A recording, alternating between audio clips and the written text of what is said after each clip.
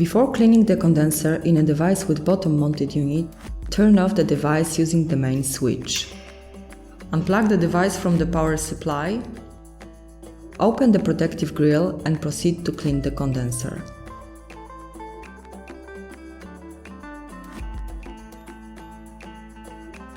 For this, we use a vacuum cleaner with a soft bristle tip. Cleaning the condenser, make vertical movements. Do it gently to do not bend the fins of the condenser. In the case of heavily soiled condensers, which we have not cleaned for a long time, the best solution is perform cleaning with compressed air. We do it from the engine side using a long tip gun. Blow the condenser, make moves carefully.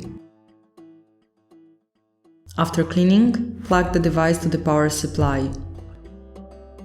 Restart the device with the main switch.